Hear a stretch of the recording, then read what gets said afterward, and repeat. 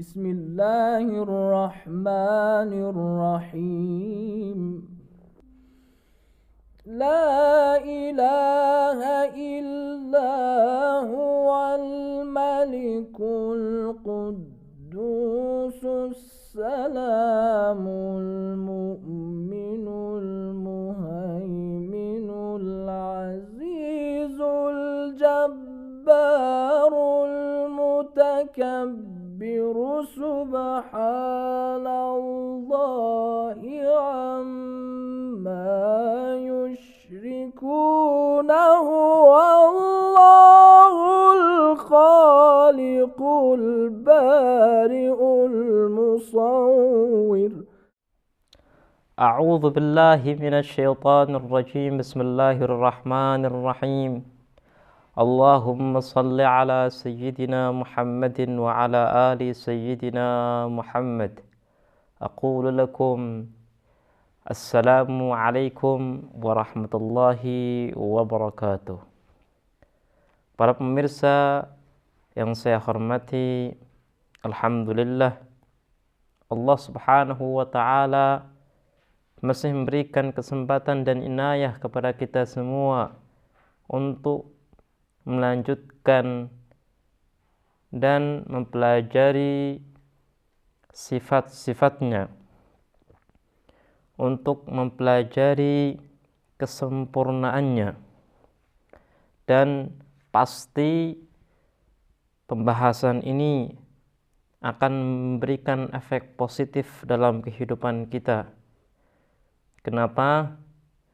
Karena setiap pola kehidupan pasti berdasarkan bagaimana seseorang melihat dunia. Kalau kita melihat dunia bahwa dirinya adalah ciptaan Allah Subhanahu wa taala, dan Allah pasti akan melihat dan mengontrol apapun yang ada dalam dunia, pasti kita akan memiliki motivasi yang lebih besar daripada orang-orang yang tidak meyakini agama untuk melakukan suatu hal yang bermanfaat bagi kita dan bagi masyarakat. Para pemirsa yang dimuliakan oleh Allah Subhanahu wa taala, pada kesempatan yang baik ini kita akan meneruskan pembahasan kita tentang pandangan kedua tentang penafsiran tauhid fil khaliqiyah, tauhid dalam ciptaan. Kita telah menyebutkan pandangan pertama yang disampaikan oleh mazhab Asy'ariyah terkait penafsiran tauhid dalam ciptaan, dan kita sempat menjelaskan secara ringkas tentang pandangan kedua yang disampaikan oleh mazhab Mu'tazilah. Mereka mengatakan kalau kita ingin menjadi muwahhid, menjadi orang yang mengesahkan Allah Subhanahu wa taala yang hakiki dalam ciptaannya, maka kita harus menafikan bahwa Allah Subhanahu wa taala memiliki andil dalam perbuatan kita. Jadi menurut mereka tauhid fil khaliqiyah harus sejalan dengan keadilan Allah Subhanahu wa taala. Dan mari kita membahas tentang pandangan yang kedua ini dengan detail dan bagaimana sisi kekurangan dan kelebihannya. Kalau kita melihat kepada mazhab Mu'tazilah dari sisi metodologi, maka metode yang seringkali dipakai oleh mereka adalah metode rasional. Oleh sebab itu, pandangan mereka terkait dengan tauhid fil khaliqiyah, tauhid dalam ciptaan, berdasarkan pandangan-pandangan rasional mereka. Mereka meyakini bahwa kebutuhan makhluk kepada Tuhannya itu seperti kebutuhan rumah kepada orang yang membangunnya. Kalau seandainya rumah membutuhkan untuk dibangun oleh pembangunnya, maka makhluk pun butuh kepada Allah, butuh kepada Tuhan untuk diadakannya. Mereka meyakini bahwa Allah Subhanahu wa taala menciptakan makhluknya, dan setelah Allah menciptakan, maka Allah Subhanahu wa taala tidak memiliki andil dalam apapun yang dilakukan oleh ciptaannya. Ini adalah pandangan mereka tentang tauhid fil khaliqiyah. Kemudian ada dasar yang kedua yang mendasari mereka untuk mengambil sikap atau mengambil satu keyakinan bahwa Allah Subhanahu wa taala tidak memiliki andil terkait dengan perkara-perkara ciptaannya setelah Allah menciptakan makhluk tersebut. Mereka mengaitkan dengan keadilan Allah Subhanahu wa taala. Kalau kita tetap meyakini bahwa Allah Subhanahu wa taala itu memiliki andil dalam perbuatan kita, maka manusia tidak layak untuk diberi balasan. Manusia tidak layak untuk diberi pahala. Manusia tidak layak untuk disiksa. Kenapa? Karena manusia tidak memiliki andil yang independen dalam menentukan perbuatannya. Allah lah yang menentukan perbuatannya. Mereka mengatakan kalau seandainya kita mengikuti apa yang diyakini oleh mazhab Asy'ariyah, maka Allah Subhanahu wa taala tidak boleh dan tidak layak untuk memerintah dan melarang hambanya. Pemerintah untuk melakukan perbuatan yang baik dan melarang dari perbuatan yang buruk. Kenapa? Karena manusia tidak memiliki andil. Manusia tidak memiliki ikhtiar. Semua yang dilakukan oleh manusia sebenarnya adalah perbuatan Allah Subhanahu wa taala. Inilah yang melandasi mereka untuk meyakini bahwa manusia memiliki independen, memiliki sifat mustaqil, independensi dalam melakukan seluruh perbuatannya. Ya Rabb, al-Ghawth, al-Ghawth, khallisna minan nari ya Rabb. Sehingga ketika kita ingin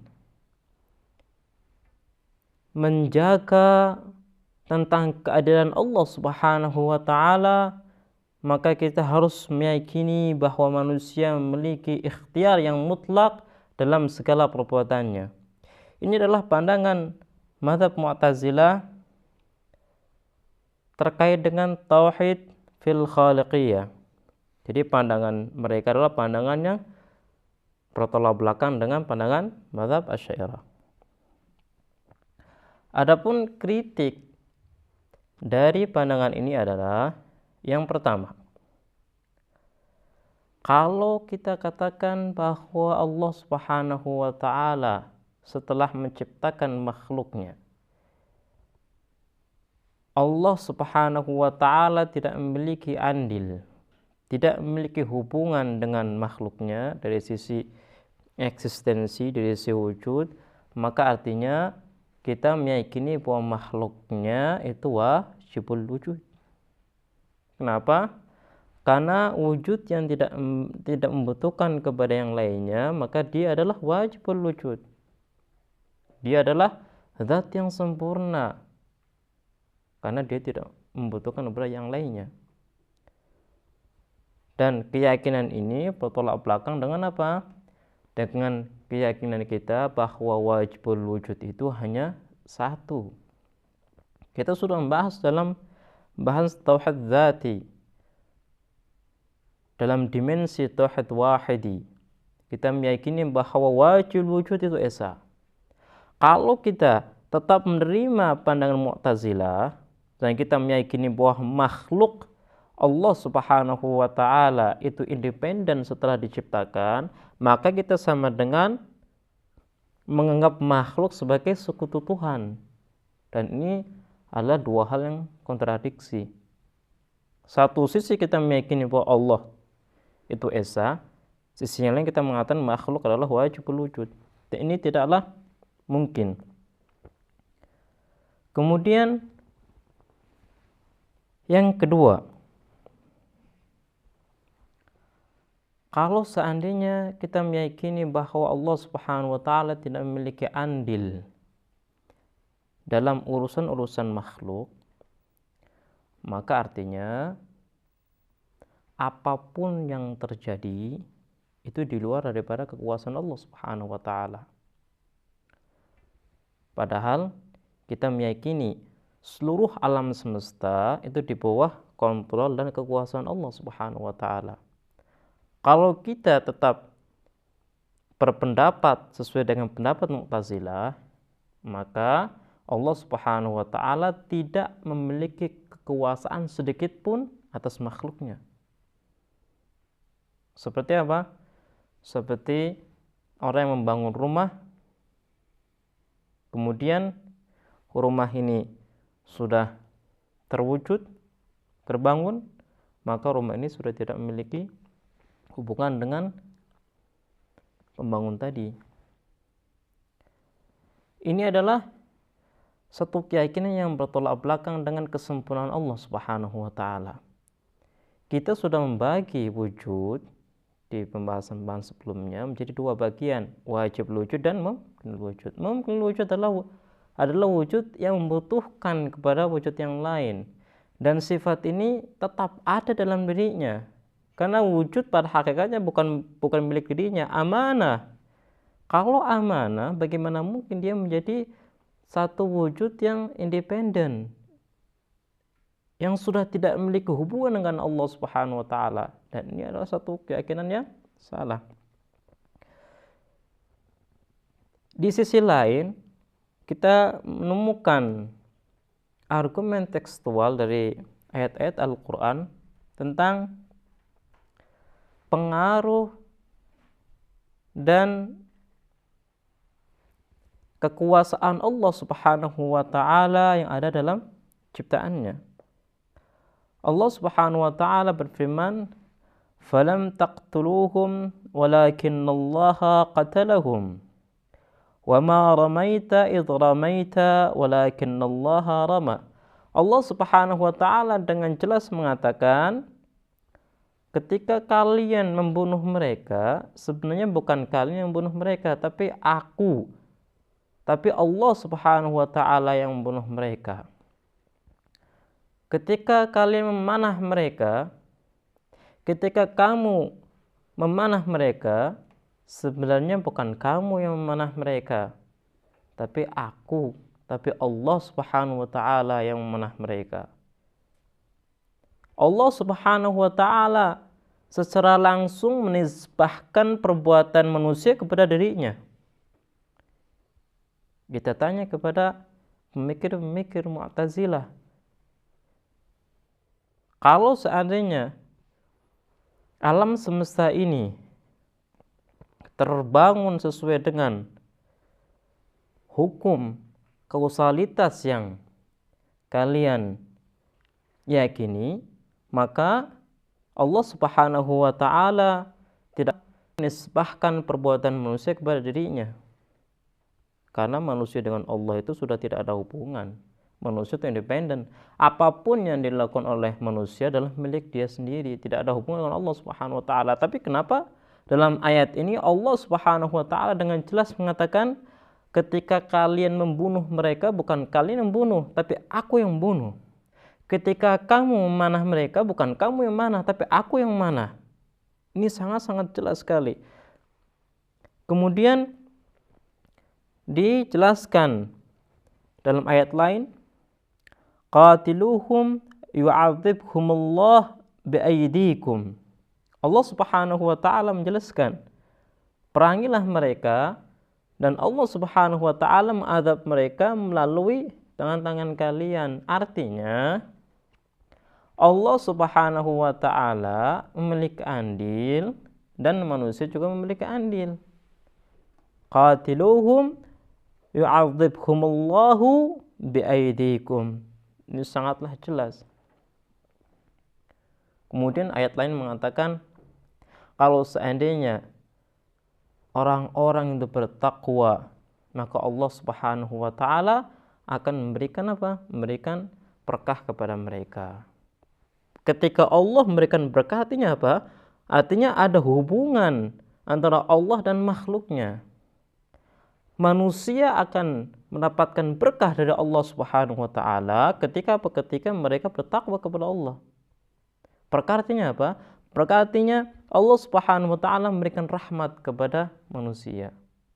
Rahmat ini pasti berbentuk apa?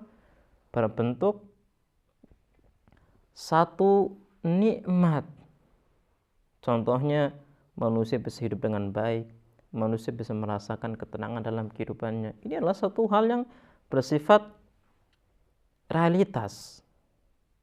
Jadi kesimpulan bahwa pandangan yang kedua ini tidak bisa dibenarkan. Kenapa? Karena tadi ya, ini bertolak belakang dengan tauhid zati dan bertolak belakang dengan ayat-ayat Al-Qur'an. Baiklah pemirsa, kita akan lanjutkan bahasan kita di pembahasan setelahnya. Wassalamualaikum warahmatullahi wabarakatuh. اللهم ارزقنا توفيق الطاعة وبعد المعصية وصدق النية وعرفان الحرمة وأكرمنا بالهدى والاستقامة وسدد ألسنتنا بالصواب والحكمة برحمتك يا أرحم الراحمين.